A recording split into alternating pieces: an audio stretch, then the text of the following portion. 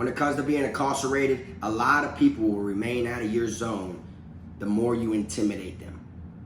Intimidation is always a must. No matter which institution you land at, you always want to intimidate people, therefore you don't look vulnerable. If you're watching this, you already know why you're here.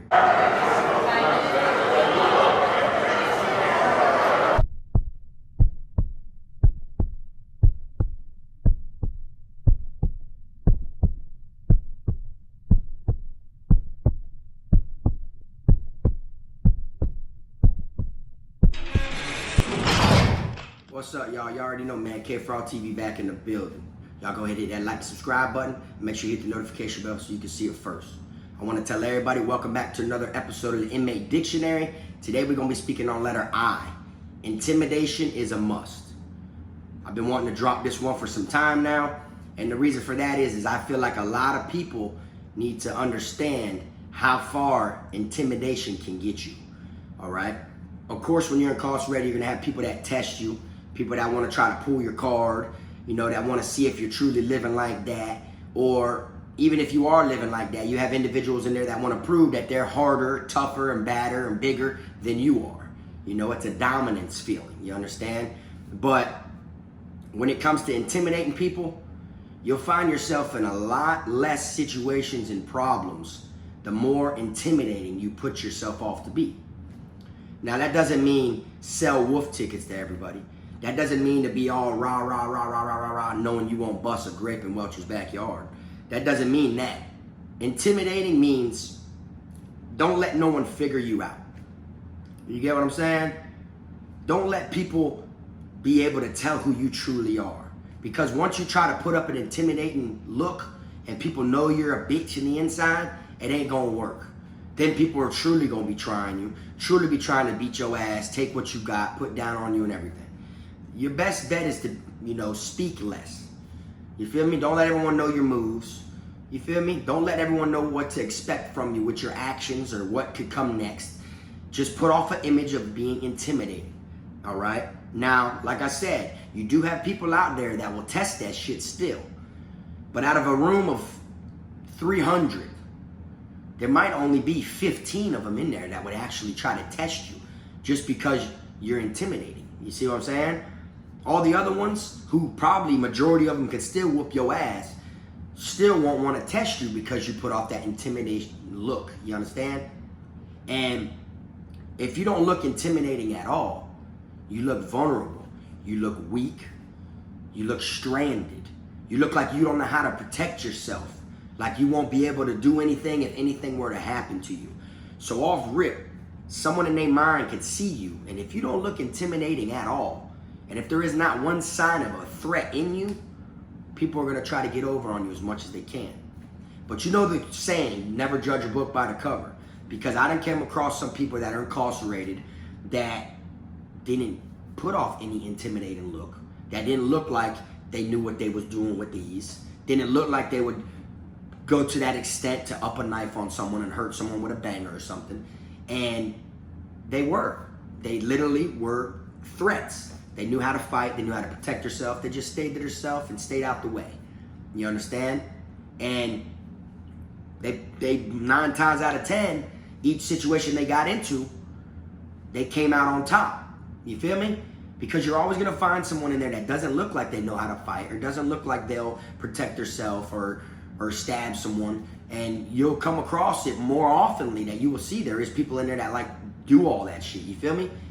But the more you look scared, the more you look alone or worried, you know, if they read it on your face. Anyone can read it. I can read it on someone's face. I'm pretty sure people watching this video can read it on someone's face. You feel me? So the more intimidation you put out there, the better for you. You won't believe how many people I seen while I was incarcerated that didn't know how to fight, that was scary as hell, that would get put down on in the dorm, but would get into it with someone else from a different dorm, on the rec yard, or in the chow hall, wherever the argument takes place, the education building, and then they would talk greasy. You know, they would intimidate the person who they're getting in a conflict with. And in my mind, I'm like, this person ain't even living like that, dog. He's selling wolf tickets. You feel me? You don't want to sell wolf tickets. But you do want to put out some intimidation. You understand? Because like I said, less people will want to try you. Straight up. If you was going to do something and if you had to pick to get into it with someone inside of a dorm, right? Would you want to get into it with the person if there's money on the line? Okay, let's break it down this way. If there's money on the line and all you had to do was beat someone up. You have someone right here, someone right here. You have the one person who doesn't look intimidating, who doesn't even speak or stick up for himself or minds his business, who's scared and worried. You know, he's just trying to make it through prison. Or you have this person right here who always, you know, intimidates people, gets into it with people, talks crazy. You know what I'm saying? Which one would you pick if money's on the line, if you had to fight one? A lot of people, just for the comments, will probably say, oh, I'd pick the tough ass, the one that's intimidating. You feel me? Because I ain't a coward. I want to pick that one. That's bullshit. If there's money on the line, you would definitely pick that one. You know what I'm saying? So you don't know if that dude knows how to fight better than that dude. Just because someone can whoop someone and you see someone whoop someone doesn't mean they can whoop the next person. You see what I'm saying? A lot of people will do a judgment off of that. A lot of people will see one person beat up 4 people and then see another person get his ass whooped by 1. Now, if them 2 people were to fight, they're going to feel like, oh, the person right there that's got the 4 wins and the one person who has the loss, you know, off rip, he's going to win. It ain't always like that.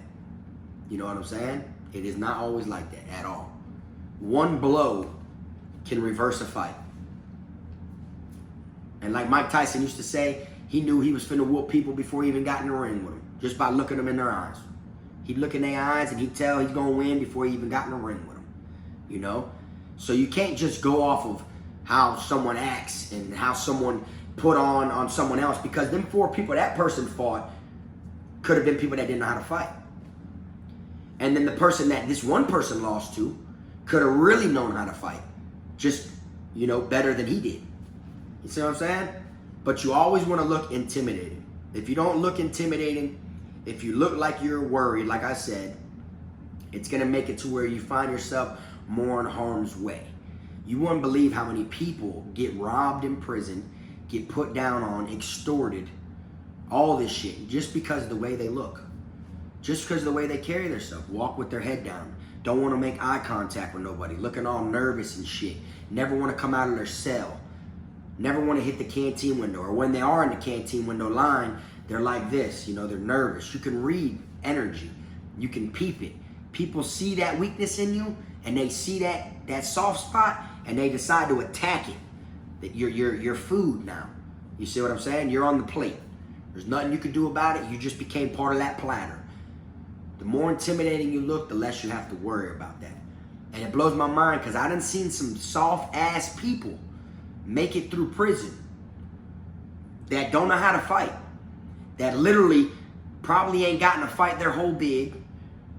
You know, anyone they did get into it with, they talked a big wolf game. They did talk greasy to them and shit and act like, you know what I'm saying?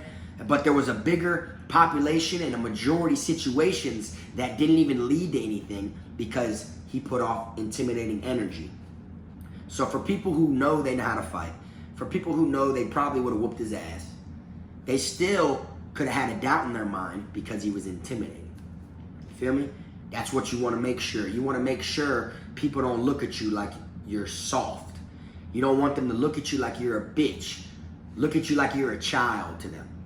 To where, oh, I ain't even worried about him. He ain't even on my mind because he's a nobody. You want it to where people respect you.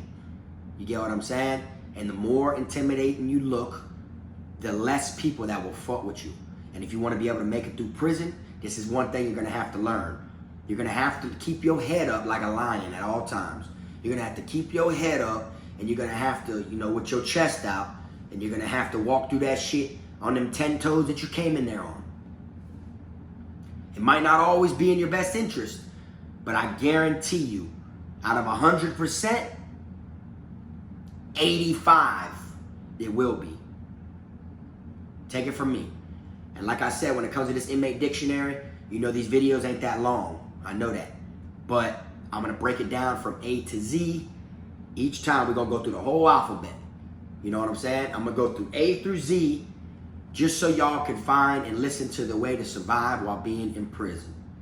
And when we get to Z, it ain't even gonna stop there. I'm gonna do a volume 2. We're gonna start back at A.